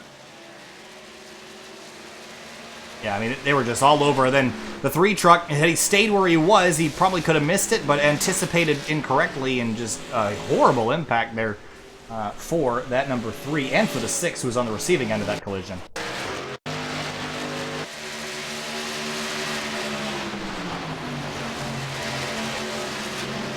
Here's another look. And they just get together. Just a touch. And that 6 truck, driver's side into the safer barrier on the bottom, slams into the safer, and then gets it again, driver's side. That speed had to be well over 120 by the 3 truck. Then barrel rolled several times. Just a bad impact. Here's another look, and oh my goodness, what a moment for that 6 truck. Tumbling over on his lid. And, you know, wrecks like this, they're just horrific to watch. And even more horrific for the 3 at Kloosterhuis, who just couldn't do anything, clobbers the 6 up on his roof. And, you know, thank goodness this is simulated racing, Finian, because that impact was vicious. Yeah, that was a T-bone there at 150 miles an hour, and unfortunately for Kloosterhuis, if he was on almost any other part of the track, he would have, on the actual racing surface, he would have been fine. And yeah, just mispredicted where Zielinski would end up, and I think that's the worst feeling as a driver when you try to anticipate the wreck and you do it wrong. And if you just stayed where you were, you would have been fine. Yeah, I mean, once you make that move, you commit. I mean, you got those tires locked up, and once you have one chance usually to make a decision. You don't usually get multiple opportunities to miss a wreck. If you pick the wrong lane, it's over. And I think the 3 was trying to be proactive rather than reactive, and unfortunately in that circumstance, holding the wheel straight would have probably saved his night. But he tumbles down the order, and right now scored 23rd, and that would probably be where he finishes. So he started this night with 33 trucks, and only 22 of them still on the racetrack in some way, shape, or form. And we've had pit stops, we've reordered a little bit, but the top 3 trucks that have been quick all night still hold the top 3 spots. Oh, yeah, I feel like it's going to be interesting from here on out. Actually, Grunberg, sorry, never mind. Scoring was just a little bit weird on my end. But yeah, everyone now down on fresh tires. I'm sure Cameron Rich didn't want to see this caution come out, as he had fresher tires than, or as fresh tires as everyone else around behind him, and was getting away from Josh Adams. Now everyone on equal tires, so he's under 30 years, especially from that 54 at Grunberg. And again, how about Grunberg started all the way at the tail end of the field, is now up in 2nd place. Great job out of him. Let's quickly grab the 21 of Jordan McKeevoy. I want to chat with him real quick after the night he's been having. I wanted to take a quick chat and just see what's going on inside that driver's head. Hey, Jordan, it's Kyle from SimTV. Got a copy? Yeah, 10-4. All right. Well, tonight's been a great race for you. We've seen some hard battles between you and Levi Zielinski, Tate Lytle, and some other drivers. The high side seems like where you're comfortable. What's the plan to win this race the next 20 or so laps? The Infinite Empire Silverado's been pretty good today. Guys worked hard on it this week. The plan is just to stay up front here. Matt and Josh have a little bit of damage here, so we're going to try and pass them here on this restart and see what happens. See if we can battle Cameron for the lead. Do you think you can make a pass on the high side to win this race, or do you have to chase someone down to the bottom and just kind of use them up to complete a pass here in the closing moments? I think the high side's going to work a lot better. On the long run, it seems like there's a lot more grip up there, so we're going to try and make that high side work. All right, well, we should be getting the 1 to green this time by Jordan. Thanks for talking to us. Good luck. We'll talk to you later. 10-4. Thank you. All right, so McKeevoy sits 4th as the lights extinguish on the Ford F500 pace car. And, well, fireworks always have a finale, Finian. And which one explodes the brightest tonight? You looking at that 17, the 54, the 95, or the 21 if you had to pick from those top 4? I would honestly like to pick the 21, but I mean, those other 3 trucks just have been consistently a lot stronger just throughout the season and in this race alone. And I think he's kind of the underdog in this scenario. I think the guy with the most advantage thing is Cameron Rich. He's got the lead spot on the inside lane. And I think has shown himself in the second half of this race, at least, to be the fastest guy out there. All right, we're getting down to the end of this one. Been racing for over an hour. We've seen drama. We've seen leaders taken out of the fight. We've seen drama towards the rear of the field. 3 wide passes in the middle of the field. Poorly done pit stops. Well done pit stops. Green flag pit stops. Little bit of everything. 4th of July weekend. Of course, you're watching Sim TV, and we're coming down to the last 23 laps of this race. Field lining back up again. We're down about 11 from the start of the race, but the remaining trucks, hungrier than ever. Some of the drivers in this top 10 have not won, not only the season, but ever in 3-wide competition, looking to change that tonight. 23 laps to the end of the race, green flag back in the air, and Rich leads them to the green. Yeah, Rich immediately jumping on the gun, not giving any opportunity for anyone to catch a break. And he's going to immediately take the lead. Groomer going to slide into second, as well as everyone else behind him. Keyboy swings to the outside of the 95 of Josh Adams with a run, but that's not really a place to go on a restart. But he's going to get a run. Does he take it? He shoots to the bottom to try to get an advantage. Yeah, nice job there, and he's going to have a fantastic run to the inside of Adams. So is Dylan Hickey. How about him? I haven't really mentioned much of him. He goes to the inside of Josh Adams. The 21 used up the 95 mid-corner, completes that pass for third, and he's going to try to catch these front two as the field battles behind 2 and 3 wide for a moment. There's Rusty Capel. We talked about him. Derbyshire in the 66. Johnny Thomas has had kind of a wild night. Thomas Morris still running inside the top 10. Not a frequent flyer anymore in 3-wide Racing League, but still here tonight. And look at the 21. He's caught Matt Gruenberg now. Teammates here. Yeah, these guys, I'm curious if they're going to try to at least work somewhat together to catch Cameron Rich. Oh. They both have a common enemy in this scenario. 95 scraped the wall out of turn 4, and you saw the 54 kind of throw a block on the 21. Here comes McEvoy to the inside, and Gruenberg's going to actually let him by now. Greater good, go get that 17. Yeah, I think they're going to, try to work together, at least as far as who's faster to go chase down that 17. So McEvoy getting the chance here to try to chase back down Cameron Rich. He's already expanded to a pretty solid lead. Dylan Hickey is coming. Look at the run he got mid-corner. Wasn't able to get to the inside of that 54, but he is solidly inside the top 5. Certainly the best run of his season so far, as we have Richard Hines. Oh, spin up, turn forward. It's Cody McCorkle way down to the inside into pit lane. I think we'll stay green here. Let's quickly find out what caused this spin. It was, let's get one more look at it here. Contact potentially with the 46. Nope, just got, oh no, yes, there was ooh. Certainly contact there. I'm sure there'll be some words traded, but a spin for the 12. And back up to speed. As McEvoy comes through this time. Who's quickest? Oh, pretty close. Only 100th, 200th separating the top 2 in pace that time through. Big battle for third. Dylan Hickey leads it. Yeah, I was going to say big battle behind them. Hickey just able to get through Gruenberg, and Adams also trying to get past that 54 as well. Not able to get the run off of turn 2. And how about the 69 of Thomas Morris also throwing his head to the ring? Big fight here, and Dylan Hickey has surprised me tonight. Certainly one of the best drives for him. Whoa, that 54-95 almost made contact out of turn 4. And Morris, you mentioned him, he is just hunting for a line to pick. Morris has been quietly hanging out inside the top 12 tonight. Hasn't really been a threat to win, but hasn't dropped out of the battle either. That time through again, Rich and McEvoy only separated by 100th. Yeah, these guys are very close up into the front of the field. I think McEvoy's really got to take it up a notch here if he wants to have a shot at catching Rich. He's not losing time, but he's also not gaining that much either. Good to the end on fuel. It's just an all-out duel with that yellow flag.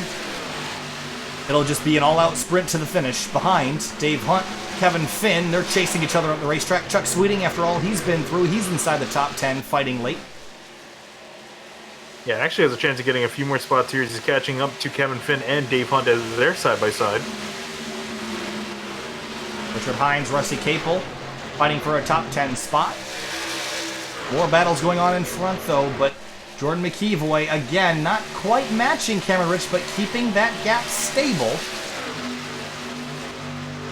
As Chuck Sweeting tries to go the long way around the 53 of Dave Hunt. And then again, we mentioned Richard Hines in that bright yellow number 2 truck. Hasn't had much luck this year either, working the outside lane of the 9 truck. Battle for third starting to heat up with Josh Adams looking to the inside of Dylan Hickey. Also, Thomas Morris was able to clear Matt Gruenberg, so this battle's starting to heat up. Side by side, the 7 and the 95. Hickey shot out of a cannon on the restart. I think the gunpowder is all exploded, though. I think he's losing momentum, but he's got to hold off these guys for 15 more laps if he wants to hang on to this third place spot. I don't know if he's got the pace to do it later in the run. Adams trying to get some sort of run on him, but just can't quite get enough to get to the inside of Hickey. And Hickey, again, just doing a great job of defending. Slow through the high side for the 7 that time. The 95's got a good run through the middle of the corner, but the 7 just fires off like ash from a volcano on the exit at turn 4, and is able to hold on to that spot. And Morris is now an annoyance in the mirror of the 95. Oh, Adams drove in deep on the quarter panel of that 7 truck.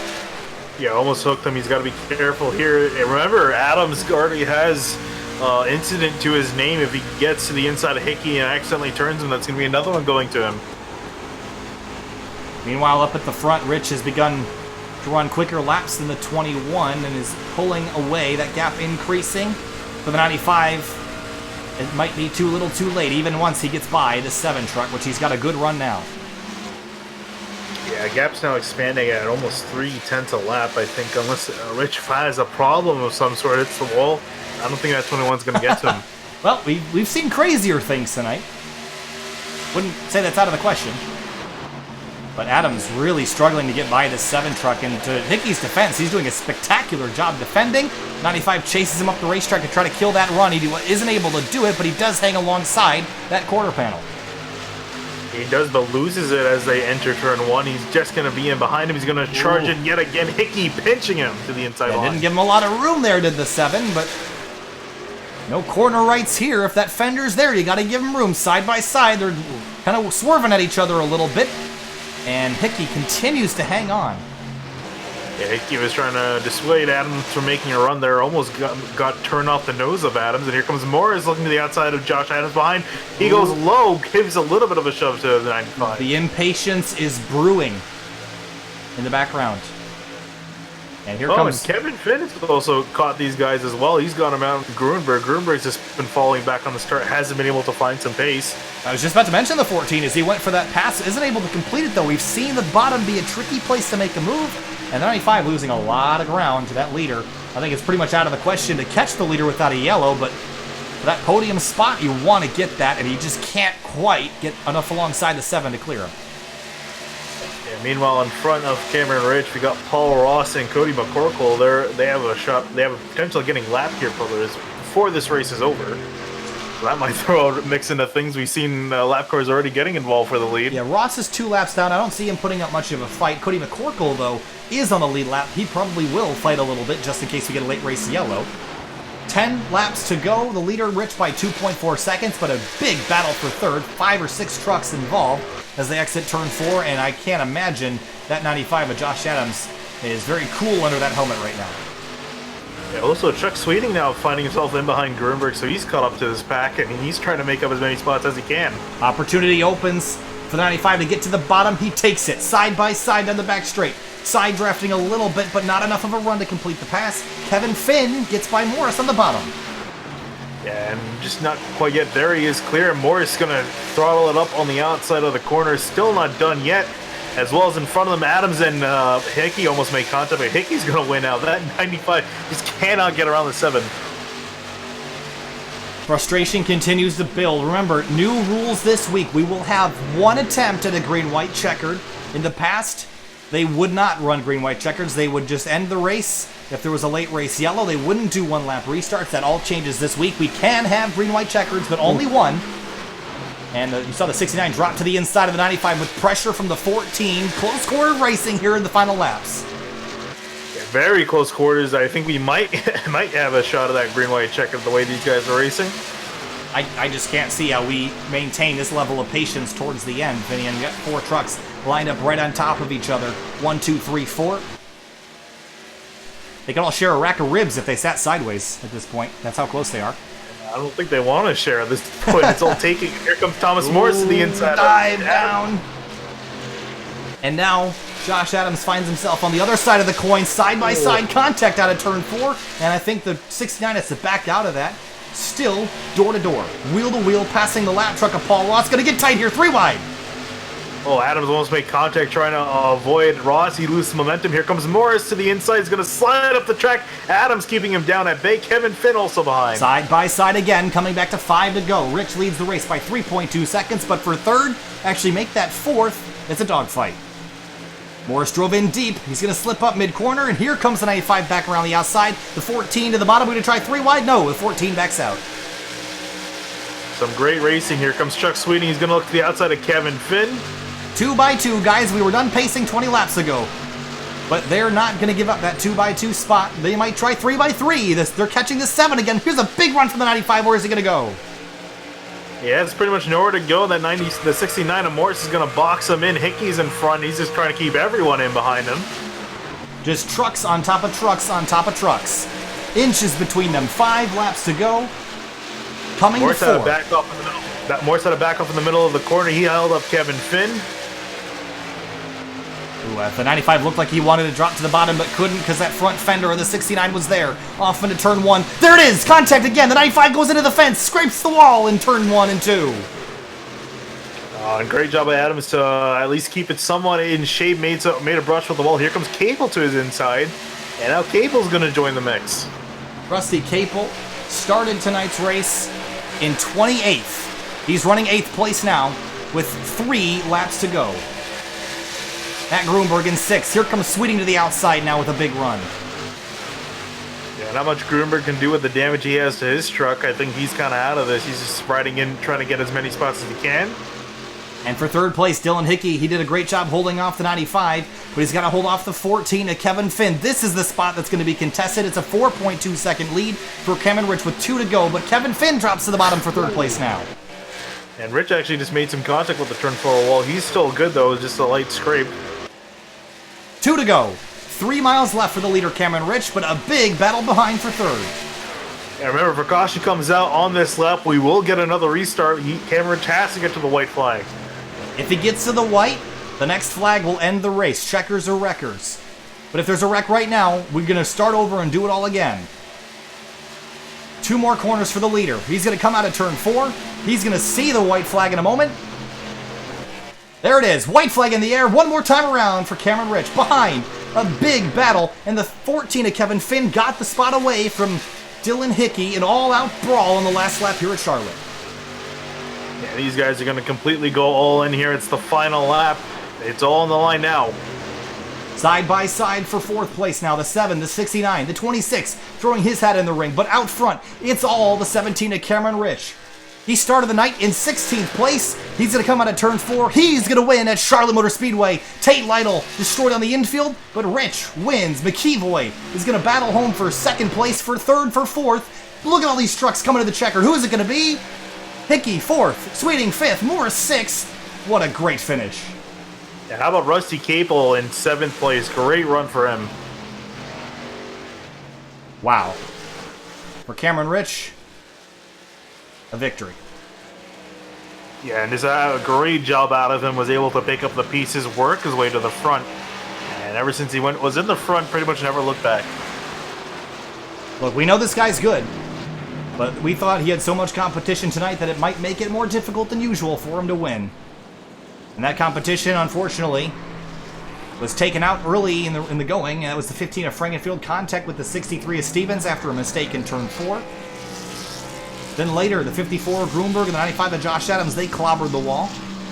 And Cameron Rich slipped on through and took the victory. That was one of the better races we've seen, Fane, I think, all in all. I mean, we've been streaming for really a year and a half now, and this has got to rank in the top, easy to top 5 for me. Oh yeah, this is definitely probably, at least if anything, definitely one of the best oval races we've seen so far this season. Or just in general, old time. But yeah, a hell of a race that these guys put on. A little bit of everything in this race. I think the only thing that didn't happen was the server crashing, and fortunately, thank God that didn't happen. Disappointment for several drivers in the field. Kyle Zimmer tonight, torn up in that collision with Frankenfield and Mike Stevens. Wrong place, wrong time. Wade Lear with hardware issues. Sam Close blew the engine on a downshift and claimed that he didn't actually make a downshift in it, so it could have been a hardware issue there as well. Dylan Hickey, a 4th place result for him. McKeevoy, a 2nd. Well done by this group here tonight.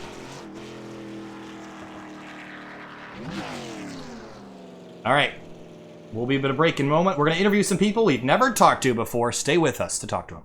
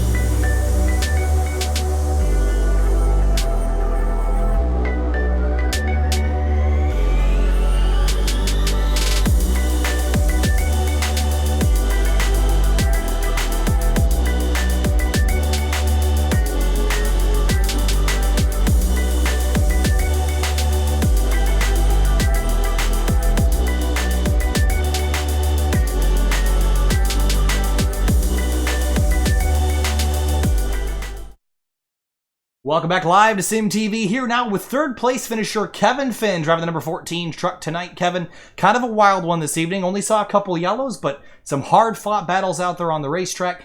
And you fought hard with the Dylan Hickey machine, driving the number 7. Came home in 3rd late in the going. Did you have anything for those leaders if you got another restart? I felt like I could have. It's once you get fresh air out in front, you really have a huge advantage.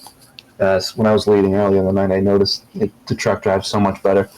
But overall, I had a great night. It was the best battle I've had all year with these guys. 4 or 5 trucks battling for 3rd place, and had a bad pit stop. Didn't get my tires checked, so I had to do that over. And it was like a 30-second pit stop, put me back to 11th, and ended up fighting my way back to 3rd. So I'll take a good points run out of this day. Talk to us about the multiple grooves. We saw a lot of trucks passing a lot of other trucks tonight. A lot of passing out there.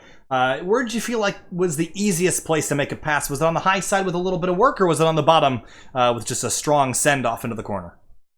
If you could send it off into the corner, you kind of have to rely on the other guy not taking a good corner to pass him, going on to the next straightaway. But yeah, the inside was definitely harder if you were with a big pack. But I don't know. I tried multiple grooves tonight, and there was a bunch of different ways to pass, and then everything changed when it went to nighttime. And overall, it was a great race. I had fun. A great race for sure. Kevin Finn comes home 3rd place, a podium for the 14. Kevin, thanks for talking to us. We'll see you next week. All right, we're going to talk next to Dylan Hickey, driving the number 7 truck tonight. Hey, Dylan, 4th place. You got to be thrilled with that after a very phenomenal run inside the top 5. Yeah, absolutely. I've honestly never driven so defensively in my life. That last stint, it slipped my mind who I was racing the 95. So I hope he's not upset. I had an absolute blast. I know I was just keeping the momentum up on the high side, and he just couldn't get by me. So, but no, absolute blast. Definitely needed it. We need to get back up in the points where, we were doing pretty well before these dirt races happened a couple weeks ago. So we're clawing back, and this is a great start for sure. Talk to me about the defensive moves you're making. Obviously, the high side, really the place where you seemed comfortable defending. Do you feel like if someone had gotten to your outside, you would have been able to defend from the bottom? I think it's a slim chance, probably. I know when Adams jumped up and started running the high line with me, I know if he got to my outside in any capacity, he was gone. He would have checked out. So I had to do everything I could. I don't think I was blocking too hard. I feel like I left him plenty of room. I'm just, making sure that the high line was my line whenever he got close to me. And I'm curious because this was kind of a wild race. I mean, I don't know. Texas was very similar, very green flag runs, but it seemed like everyone was a lot closer, a lot more competitive. Do you think it was the night racing with more grip? Was there not a whole lot of grip out there? What do you think led to the race being so entertaining, one, and competitive, two? I don't know how everybody else feels about it. I definitely felt like there was a ton more grip than Texas specifically, and yeah, the nighttime kind of scenario has a ton to do with that. The setup was really, really tight for some reason, but it at least allowed me to kind of roll the center a little bit better, a little more comfortably. I like a little tighter car naturally, so it really suited what I felt comfortable with. I wish we could have qualified. I had some PC issues right as qualifying started, so I had to start out back. But hey, I can't complain too much with the top five. Spectacular result for the 7 truck of Dylan Hickey, a 4th place result. Dylan, thanks for chatting. We'll see you next week. Thank you, guys. Appreciate it. Absolutely. All right, we'll move on now to the next driver. Will be the 09 of Rusty Capel. Rusty, got a copy now? Looks we got no Rusty Capel, so I guess we'll move on to the next guy. Jordan McKeeboy, who ended up finishing 2nd tonight. Jordan, a great run. We talked to you on that last yellow flag, kind of seeing how things would go off, but just couldn't quite match the pace of the 17. What did you need to go up there and beat him? I think I just took too long trying to pass Matt and Josh there. It took me a couple laps to get past them, and I think I used up my tires there on the high side a little bit, and just didn't have anything left. Had there been a late race restart, do you think you probably could have taken something to him, or do you think the tires were too far gone at that point? I was crossing my fingers for a caution, man. I was really hoping I was going to get some 4 freshies and pass him right there, but we didn't get it. So, but Cameron ran a good race. He was really consistent, and I want to thank Matt, too, for hitting the wall and letting us all beat him tonight. Well, 4 Mr. Feelgoods might have helped Jordan McKeeboy, but a 2nd place still a great result for the 21. Jordan, thanks for chatting. We'll see you next week at Iowa. 10-4, thanks, guys. Absolutely. And we'll move on now, last but not least, to the driver who won this race. We're getting really used to talking to him up here in the booth. Cameron Rich, driving the number 17 Chevrolet Silverado from the YNZR team. Cameron, tonight was a great race, but it didn't look like you were the quickest truck all night. Just walk us through the first half of the race and how you got yourself in a position to win. Yeah, I wasn't too confident after my qualifying run. I started back in like 16th or something, and then just was like, you know what, I'm just going to let the race come to me. I'm going to go chill and see what happens, and kind of figure out how to drive the track, and got myself up to about 4th, and then that caution came out. I was had to take the wave around and back to about 20th, so I had to do it all over again. But I think I had really good long run speed. I thought I was, I would have liked to have been up there to battle with Chad because I know he was quick, and it's fortunate what happened to him. Yeah, I mean, when you look at a race like this, I mean, obviously the dominoes kind of fall your way, but the speed at the end, did you figure out something that nobody else did? Because you were just taking off 2 to 3 tenths a lap. Did you find something out there, or were it Yeah, it's a bit different than the old Charlotte. You kind of have to hook the bottom. We ran the All-Star race last weekend with the super late models, and it was kind of like that, really, just on a much bigger scale. You just get down there almost under the apron and hook it.